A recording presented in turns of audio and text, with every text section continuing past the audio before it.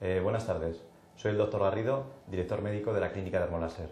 En el programa de esta tarde tenemos al doctor David Mariscal, que como ustedes conocerán es colaborador del programa de Antena 3, El Estirón, referente a la obesidad infantil. Es colaborador de nuestra clínica y lo tenemos invitado, como digo, en la tarde de hoy. Y vamos a hacerle unas preguntas. Doctor Mariscal, buenas tardes. Buenas tardes, Luis, ¿cómo estás? Bien, ¿y tú? Vamos a ver, la primera pregunta que se me ocurre, ¿qué es una buena alimentación? Una buena alimentación, la verdad es que los tiempos han cambiado respecto a lo que era la alimentación en la época de nuestros abuelos y nuestros padres a la que es ahora la alimentación adecuada. Antiguamente hablábamos de una alimentación buena cuando era abundante. Sí. Y de hecho se relacionaba el término qué hermoso está ese niño con qué gordito está ese niño. Bueno, pues afortunadamente los tiempos han cambiado, ya un niño hermoso no quiere decir que sea un niño gordito. Es más, buscamos que la alimentación no sea en cantidad, sino en calidad de alimentos y, por tanto, en variedad a la hora de comer. El programa El Estirón, en que tratáis la obesidad infantil, etcétera, ¿os estáis encontrando con muchos casos de obesidad infantil? ¿Cuál es la incidencia en la obesidad infantil? Bueno, pues quizá tanto el programa El Estirón como la Fundación Escuela de Salud, a la que pertenezco, se funda y se propone el programa por esa preocupación que teníamos muchos médicos que nos dedicamos a esto, de ver que cada año iba creciendo el número de niños con problemas de sobrepeso y al final de obesidad. Y claro, eso da lugar a que exista una serie de enfermedades que antes no nos encontrábamos, por ejemplo, el tipo de diabetes 2, que es exclusivamente del adulto, ya nos la estamos encontrando en los niños a edades como 11, 12 años. Sí, me extraña además, hablando además en off, ¿verdad? Anteriormente que me has comentado, yo realmente desconocía el tipo de diabetes tipo 2 que se podía dar en niños. ¿A qué edad los encontráis? Pues como digo, 11, 12 años hemos visto ya casos y claro, esto es un drama. Es un drama que nosotros estemos comprometiendo al páncreas por culpa del sobrepeso. Si nosotros enseñamos a comer a esos niños podemos revertir esta situación, pero ya ese páncreas queda tocado. Vosotros, la actitud que tenéis en la clínica, es decir, cuando viene un niño con obesidad, etcétera, ¿cómo lo enfocáis? ¿En qué sentido? Bueno, lo primero que hacemos y lo primero que haremos cuando vengan aquí los pacientes a Dermoláser es olvidarnos de la palabra dieta. Es decir, un niño no podemos hablar de dieta delante de él ni hablar que sus padres digan mi hijo está a dieta. Tenemos que intentar descartar ese término porque nos encontramos todos los días en consulta, y tú también lo conoces, muchas pacientes que dicen he estado toda mi vida a dieta. Sí, por tanto, tenemos que descartar esa idea. La dieta es algo que empieza y acaba, y esto no empieza y acaba, esto tiene que mantenerse en el tiempo. Por tanto, cambiamos la definición y lo que intentamos es enseñarles a comer. O sea, una educación alimentaria. Exactamente, y es un poco lo que hacemos también en el programa. ¿Y es fácil introducir una educación alimentaria a un niño? Lo primero que tenemos que hacer, aunque no te lo creas, es educar a los padres. Porque ellos ya están arrastrando una serie de vicios, de defectos nutricionales que están haciendo que ese hijo los adquiera también. Y por tanto, si en casa se come con un refresco de cola, pues los niños tomarán el refresco de cola. Y claro, a nivel calórico eso es una bomba. Si encima abusan de fritos, si encima abusan de hidratos de carbono simples, pues te puedes imaginar lo que eso supone a la hora de decir vamos a cambiar hábitos, ¿no? Y para eso utilizamos talleres de nutrición. Ajá. Porque claro, yo entiendo que a un niño que está habituado pues, a ir con otros chavales de su edad, etcétera, pues que entran en tiendas de chuches, que entran en tiendas de verdad, de bocadillos, etcétera, se le puede acortar de alguna forma eso. Bueno, es como digo, ¿no? Es todo hábitos y tenemos que intentar también hacerle ver al niño que a la hora de comer es solo para comer, que no podemos alimentarnos o no podemos comer mientras hacemos otra actividad. Por ejemplo, tele, comida, cine, comida, aburrimiento, comida, sino que la hora de comer es la hora de comer. Y de esa forma intentaremos evitar esa sobreingesta que en definitiva se traduce con una tremenda ingesta calórica, ¿no? Y está muy relacionada también la obesidad infantil con la actividad del niño. Es prácticamente el 50% del tratamiento. Si nosotros convencemos a los padres de que también, como decimos en el programa del Estirón, hagan ejercicio con sus hijos para que no lo vean como una obligación, sino casi como un juego. Y como tú les estás enseñando desde el principio a que pues el sábado o el domingo es el momento del paseo o el momento de la bici, más lo que ellos hagan en el colegio, eso les va a venir muy bien. Doctor Mariscal, ¿qué incidencia hay entre padres obesos y hijos obesos? Bueno, la genética sabes que es uno de los factores más arraigados en el tema de la obesidad, pero lo que sí que estamos dándonos cuenta es que cada vez vemos más niños obesos que se convierten en adultos obesos. Oye, y estas dietas milagro que hay por ahí, que nos asaltan de vez en cuando, últimamente la dieta Duncan, comentábamos la dieta de la mochila, no sé si conocen nuestros espectadores la dieta yo creo que de la esto mochila. desde hace pues, siglos, ¿no? El hombre intenta mejorar lo que es su estado alimentario y muchas veces se equivoca, ¿no? Movido a veces por intereses comerciales, por parte de gente sin escrúpulos, como son uno de los casos que vamos a comentar, y otras veces simplemente porque quieren conseguir un objetivo que es adelgazar a cualquier precio, ¿no? Tenemos que decir a los pacientes que vengan a vernos aquí a Dermoláser también que en esa enseñanza a la hora de enseñar a los niños cómo tienen que comer, también tenemos que enseñar a los padres, pero también a esas personas que quieran perder peso, no solamente para mantenerse en un peso adecuado, sino para perder peso. La dieta que tú comentabas, la dieta Duncan, que se ha hecho famosa, ¿no? Porque creo que es hasta médico, ¿no? Creo que es hasta médico. Lo que no sé es qué especialidad tiene, pero dice en su propio libro que no hace falta un médico para llevar un tratamiento de adelgazamiento. Bueno, este es el primer error de todos. Si ya partimos de esa base, aunque luego funcione o no funcione, yo creo que es un gran error porque hay muchas personas que tienen enfermedades que hay que descartar, que a lo mejor tienen sobrepeso precisamente por esas enfermedades. Y eso es lo que vamos a hacer aquí, descartar que tenga una patología previa antes de empezar con la tarea de que pierdan peso. Y una vez que ya están en ello, pues enseñarles la manera más adecuada. Si estamos desequilibrando esa ingesta de nutrientes, esta alimentación se basa en excluir radicalmente los hidratos de carbono de la alimentación, pues sí se va a perder peso, pero se va a perder peso a costa de una salud de los propios órganos, del riñón, del hígado, problemas articulares, porque, como bien sabes, el desecho de esas proteínas, que es lo que sobre todo promulgan, produce ácido úrico y eso se va a ir acumulando en distintos órganos y nos puede dar realmente problemas. Realmente es muy interesante lo que estás comentando porque nos hemos encontrado, sobre todo tú, ¿verdad?, que eres especialista en este tema, de gente que viene a la consulta y dice, bueno, yo ya sé cómo se hace una dieta, etcétera, pero vengo a ponerme con un profesional para que me controle de alguna forma, ¿no? Y el tema de una disminución drástica de hidratos de carbono o un aumento de ingesta de grasas o disminución de ingesta de grasas, pues yo pienso que tiene una incidencia muy fuerte, ¿verdad?, a nivel de otras vísceras, etcétera. Efectivamente. ¿Qué piensas, qué cantidad de peso o qué peso debería ser el óptimo en bajar un niño a la semana o al mes? Normalmente hablamos de 1 kilo aproximadamente a la semana. Hablamos de entre 2 y 5 kilos al mes, es una pérdida saludable, por así decirlo, ¿no? Sí. Pérdidas más drásticas, como de alguna forma se defienden este tipo de alimentaciones, pues pueden llegar a ser hasta peligrosas, ¿no? Porque el cuerpo no está preparado para perder tan rápidamente el peso y de hecho la piel, que tú eso sí que lo dominas muy bien, que luego me contarás tú cosas de la piel, al quitarle, digamos, el relleno, que es el tejido celular subcutáneo, se descuelga. No hay forma de que se vaya acostumbrando, por tanto hay gente que pierde mucho y rápidamente, pero se descuelga la cara, se descuelga el abdomen y eso es lo que tenemos que intentar evitar. Hay algunas, ya hablando de dietas raras, ¿no? La última que estábamos hablando, la de la mochila, ¿cómo es posible que una persona se alimente durante 10 días con una sonda nasogástrica conectada a una mochila donde hay dentro un suero fisiológico? Bueno, pues es ya intentar conseguir un peso adecuado a cualquier precio. Sí, en el momento que esta persona vuelva a comer otra vez normal, volverá a engordar el peso. Por tanto, lo que queremos hacer desde aquí en Dermoláser es enseñar a comer a todos los pacientes. Claro, porque este tipo de dietas, arreglando lo que estabas comentando, ¿verdad?, producen un efecto rebote, que ya por supuesto, que coge incluso un poco más con el peso. Sobre todo porque esas personas que han suprimido drásticamente algún tipo de nutriente, lo que tú dices, o bien los hidratos, o bien las proteínas, o bien las grasas, luego tienen una necesidad de ese nutriente en concreto. Si nosotros logramos enseñar desde el primer día a repartir esos nutrientes adecuadamente y de forma equilibrada en una alimentación, tú no vas a tener necesidad de eso.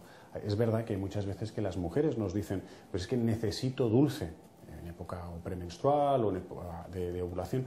Lo que necesitan no es un chocolate, necesitan efectivamente un ingreso mayor de hidrato de carbono, pero que lo podemos suplir perfectamente, por ejemplo, con fruta, que es un hidrato de carbono pues muy adecuado para estos momentos. Pero si ya lo estamos asociando con chocolate, cada vez que tengas necesidad voy a ir a la despensa por chocolate. ¿Qué dieta sería la ideal para hemos hablado antes de un niño que te encontraste o algún paciente que te has encontrado de 11 años incluso con una diabetes de tipo 2, que es muy característica del adulto, ¿verdad? ¿Qué dieta podríamos sugerirle a un niño que se levanta a las 7, a las 8 de la mañana, que hace su actividad en el colegio, que estudia, que hace sus deberes, que luego va a casa y juega con los hermanos, etcétera, y luego se acuesta pues a las 10, a las 11 de la noche? Bueno, hay que partir de la premisa de si este niño tiene un problema de sobrepeso o si este niño no tiene un problema de sobrepeso. Bueno, vamos que a será empezar la historia clínica primero. Vamos a empezar de que es un un niño que no necesita perder peso y que también al que necesite perder peso se va a beneficiar, ¿no? En primer lugar, el desayuno es como dicen siempre las abuelas y luego las madres y luego nosotros, los médicos, es una de las alimentaciones más importantes del día. Llevamos entre 8 a 10 horas en reposo y necesitamos empezar el día con energía. Y por eso es bueno utilizar el hidrato de carbono en forma de leche, en forma de pan, en forma de fruta. La gente se sorprende cuando hablamos de la leche que tiene hidrato de carbono, pero la leche es uno de esos alimentos que tienen los 3 grandes nutrientes. Tiene hidratos, tiene proteínas y tiene grasas. Si somos capaces de tomar la leche, en el caso de los niños que necesiten perder peso, semidesnatada o desnatada, yo casi apoyo más la moción de la semidesnatada, porque así no habría que añadir vitaminas extras, porque como bien sabes, si quitamos la grasa, esas vitaminas liposolubles es más difícil que el niño las adquiera. Por tanto, leche, cereales o una tostada, pan integral, que nos va a venir mejor para el tránsito intestinal, y una fruta pues, en forma de zumo o bien la pieza de fruta. A media mañana es importante, tanto en los niños como en los adultos, que tomemos algo, lo que nosotros llamamos el tentempié.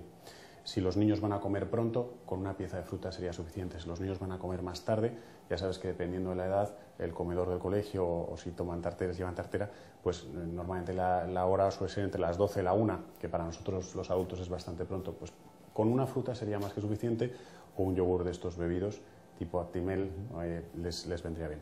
Luego tendremos que hablar con el colegio. Si están comiendo en el colegio, ver el menú. Que los padres se interesen por el menú, porque luego en casa podemos compensar. Si han comido pescado, darles carne, si han tomado huevos, pues evitarlos. Una forma de que la alimentación también sea más equilibrada. Si dependemos del colegio, como digo, que enseñar al niño pues a que no abuse de los fritos, que si ya de por sí le están dando algo frito, que encima no tome patatas fritas o empanadillas o croquetas, sino que digamos que opte por la versión y además póngame lechuga o póngame alguna cosa de verdura, que ese es otro apartado que ya estudiaremos más adelante, que es las verduras y los niños, ¿no? Cuando lleguen a casa, después de las extraescolares, que me imagino que todos los padres que nos estén escuchando saben a lo que me refiero, hay que llevarse al fútbol, hay que llevar al ballet, hay que llevar al inglés. Bueno, pues ahí incluso en el coche muchas veces puede ser el momento de darles el bocadillo. Un bocadillo, como toda la vida, no hace falta esos preparados de bollería industrial con chocolate dentro o pseudo chocolate, porque nunca es chocolate. Un bocadillo como Dios manda, de jamón, de lomo, de queso. Es lo más importante para ellos, de verdad. Pan de toda la vida con un buen interior que les alimente. Y para terminar después los deberes, las duchas, los baños, etc., la cena. La cena tienes un poquito más frugal, pero siempre con un contenido proteico. Un poquito de pescado, un poquito de carne, una tortilla francesa y un primero que sea ligero. Muy bien. ¿Cuál es el motivo de que cada vez se vean más niños o la obesidad infantil sea más abundante, más? Pues yo estoy convencido, aunque pequemos un poco de parecer muy viejos tú y yo aquí, pero en nuestra época, por lo menos en la mía, jugábamos en la calle. Jugábamos al fútbol, jugábamos a las chapas, jugábamos a las canicas. Ya los niños no juegan así. De hecho, se comunican con SMS incluso estando en la misma casa.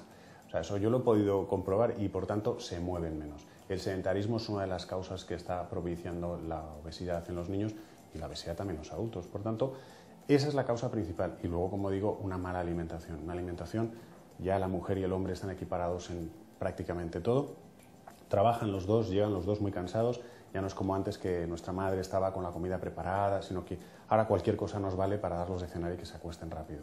Y en eso están, digamos, los pecados capitales de la alimentación. Comidas rápidas, comidas que se hacen prácticamente, pues se tira de un papelito y se sacan y ya está caliente en el microondas. Y eso es lo que tenemos que intentar evitar. Tenemos que elaborar un poquito más las comidas, que no hace falta perder mucho tiempo. Se puede hacer una plancha tranquilamente o con la famosa robot de estos de cocina, que también se puede obtener grandes y buenos alimentos. Por último, ¿qué diferencias hay entre la obesidad infantil y la obesidad del adulto? Bueno, diferencias, como te digo, fundamentalmente nos estamos encontrando con niños obesos que se convierten en adultos obesos. Digamos que un niño obeso es un niño que está mal informado. Un adulto obeso es posiblemente un niño que ha ido creciendo sin darse cuenta que tiene que cambiar los hábitos alimentarios. Por tanto, yo creo que podemos corregir la obesidad infantil y vamos a corregir una obesidad de adulto de futuro. A la hora de corregirlo, hay que ser mucho más directo con el paciente adulto. Hay que decirle claramente que esto es un problema de salud, que no es un problema de estética, que la estética es la manifestación de no haber controlado ese problema de salud. Mientras que al niño simplemente le tenemos que intentar educar, casi como si fuera un juego. ¿Y en vuestra clínica diaria habéis encontrado más dificultad a este adulto que ha sido de pequeño obeso que a un adulto que se ha hecho obeso? Bueno, pues realmente es curioso porque sí que es cierto que son dos tipos de patología diferente, ¿no? Hay muchas enfermedades, que es lo que decíamos anteriormente, que de repente aparecen, que dan la cara y entonces cuando se empieza a coger peso, ¿no? Y hay otros que ya desde casi la cuna se les ve que van a ser adultos obesos. Y eso puede que sea la genética, pero nosotros podemos luchar contra esa genética, podemos prevenir en muchos casos el adulto obeso si desde temprana edad sabemos enseñarle a comer al niño. Doctor Mariscal, hemos hablado antes de las pérdidas, de cuál era la pauta de pérdida. Y en un adulto, ¿cuál sería la pauta de pérdida? ¿Qué es lo que se aconseja perder? Digamos que es lo mismo. Un niño con obesidad que pierda entre 2 y 5 kilos al mes también es extrapolable al adulto, ¿no? Que yo creo que es una pérdida de peso adecuada, no más drástica. Porque es cierto que cuando se pierde mucho más kilos, corremos el riesgo, sobre todo si no se ha hecho actividad física paralelamente, ¿no? Nosotros tenemos la piel, debajo está el tejido celular subcutáneo o el tejido adiposo, para que la gente nos entienda. Si yo no he tonificado el músculo que está debajo de esa grasa, a medida que yo voy perdiendo el relleno o ese tejido adiposo, se me descola la piel. Por tanto, es muy, muy importante que al mismo tiempo que estemos haciendo una alimentación ordenada, planificada, dirigida, por supuesto, por los especialistas, vayamos haciendo actividad física de moderada a un poquito más intensa. De caminar, bicicleta, al que le guste correr, nadar, toda esa actividad física que sea aeróbica.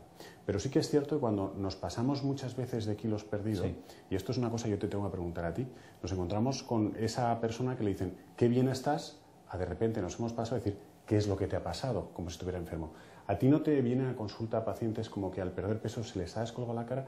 ¿Qué tienes que hacer tú en ese momento con esas caras? Sí, efectivamente, tienes mucha razón. Mira, nosotros estamos haciendo aquí en Dermoláser un trabajo, al principio ha sido experimental, ahora está ya muy protocolizado, lo vamos a presentar ahora en el Congreso de la SEM en febrero, y es un tratamiento que es a base de factores de crecimiento plaquetario. Pero no son los factores de crecimiento plaquetario que todos sabemos, que conocemos hace ya 5, 6, 7 años, ¿verdad? Que empezó en cirugía plástica, los dentistas, etc. Es un tratamiento que realmente deriva de los traumatólogos, el afán, ¿verdad?, de mejorar las articulaciones, estas roturas o semirroturas tendinosas, musculares, etc.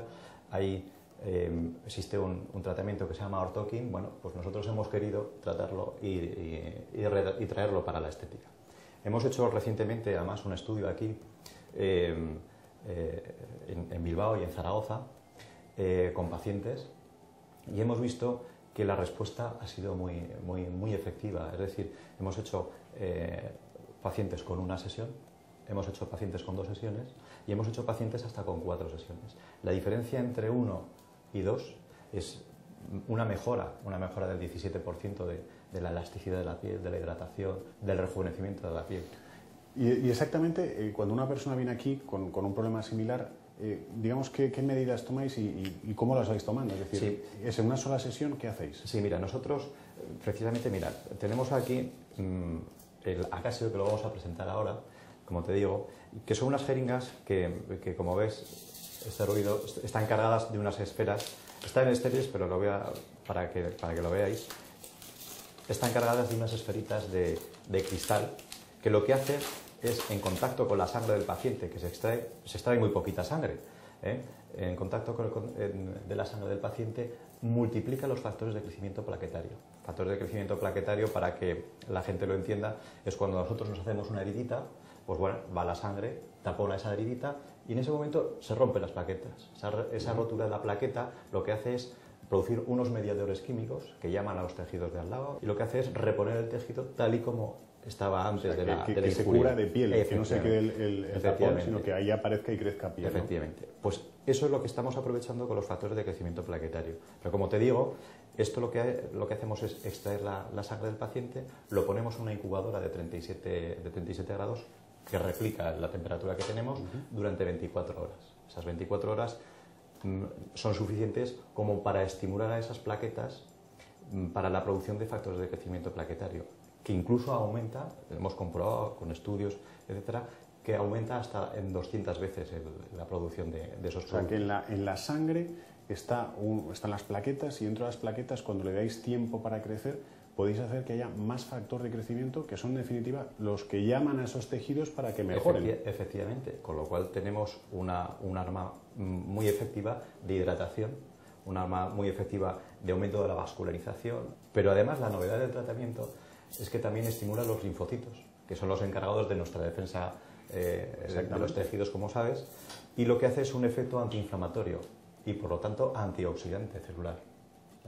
Entonces es un tratamiento que es ideal para la estética y es muy efectivo, como te digo, lo vamos a presentar ahora, pero nosotros ya lo hacemos aquí en Dermoláser. Pero en definitiva es para rejuvenecer esa piel. Efectivamente, darle esa tensión. Porque esa es la indicación perfecta para los pacientes que vienen a Dermoláser, es rejuvenecer la piel. Efectivamente, van a encontrar una piel mucho más sin hidratada, necesidad de hacer liftings ni operaciones carísimas. No, en absoluto. Y además con la ventaja que es tuyo, es decir, de tu propia, digamos, de tu propio cuerpo. O sea, que no hay rechazo posible, porque es tu propia sangre la que te están de alguna forma sacando una porción y más adelante inyectándola. Exactamente. Oye, qué interesante. Y esto me suena algo parecido, lo que tú decías de factores de crecimiento, es lo que se hacía también en las articulaciones, ya que decías que venía de traumatólogos, para gente con artrosis. ¿Eso también lo podéis hacer aquí en Dermoláser? Sí, efectivamente. Mira, nosotros hemos derivado este producto, ¿verdad?, que viene de traumatología, como te comento, que es muy efectivo para patología de la rodilla que puede ser artrosis, que puede ser procesos inflamatorios, procesos de degeneración de la articulación, del cartílago, y con el mismo sistema, etcétera. Es decir, no cambia exactamente nada. El mismo. Simplemente cambiaría el tiempo de incubación. Es decir, sí que está comprobado que una incubación superior a las 6-7 horas para intraarticular, pues ya conllevaría a lo mejor a determinados problemas de tipo de fibrosis, etcétera, que eso se salva muy bien disminuyendo el tiempo de incubación. O sea, que una persona que viene aquí por un problema de rejuvenecimiento facial puede al mismo tiempo decir, pues oye, es que tengo además una artrosis, y con, digamos, las mismas jeringas, aunque es la misma. En el mismo procedimiento incluso podéis... Efectivamente. Lo que pasa que la casa nos ha dado otro nombre para derivarlo a la estética, para el tema traumatológico, como comentamos, de artrosis, etcétera, es el ortoquín. Y en este lo tenemos con el nombre de Acasio. Entonces el Acasio es el mismo. Para estética y ortoquín para articulaciones. No, pero qué bueno que se sepa que se puede también aquí en Dermoláser optar a esas dos realmente posibilidades. Es un efecto tremendo, porque ya te comento, no son los factores de crecimiento que todo el mundo conocemos, sino que es algo mucho más potente. Es mucho más potente, es otra cosa diferente. Digamos que juega en otra liga. Oye, y el resultado de esa piel, una vez que le habéis puesto las infiltraciones, lo que más llama la atención, ¿qué es? O sea, ¿en qué mejora esa piel? Pues inmediatamente o muy rápidamente, al cabo de las semanas, otra cosa que te quiero comentar es que actúa de estímulo. Es decir, actuar de estímulo no quiere decir que en ese mismo momento, como puede actuar un relleno, ¿verdad?, ya te lo ves rellenado, sino que en ese mismo momento tú no vas a notar nada. Pero en el transcurso del tiempo va haciendo su efecto, ¿verdad? Y lo que produce es un aumento de la hidratación. Entonces, como primer, digamos, signo de rejuvenecimiento de esa piel, es un aumento, pues, de esa hidratación, de esa piel más viva, esa piel... Elasticidad, me imagino, efectivamente, más elástica, etcétera. Y luego ese estímulo nos llegará a prácticamente al mes y medio de estar como lo está. ¿Cuánto dura? Pues si retrotraemos la piel en 8 o 10 años, por decir alguna, pues a partir de ese tiempo comenzaremos o seguiremos envejeciendo.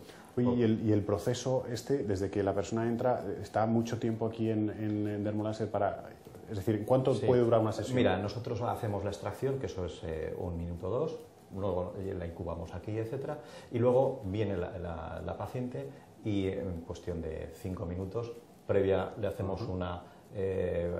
con EMBLA, una pequeña anestesia para que la cara, para que no sea doloroso, le infiltramos y ya le damos para las 2 semanas. Bueno, hablando del poco tiempo que dura el tratamiento, se me ha pasado volando el programa. A mí también. Quiero agradecerte mucho el que hayas estado con nosotros aquí, que sepan nuestros oyentes que colaboras de hace ya tiempo, ¿verdad?, aquí en la consulta, en Dermoláser, y les convoco para el mes que viene en el programa de consultas de salud. Doctor Mariscal, muchas gracias y contamos contigo. Por supuesto, gracias a vosotros, Luis, y gracias a Hermoláser por habernos puesto en comunicación con los telespectadores.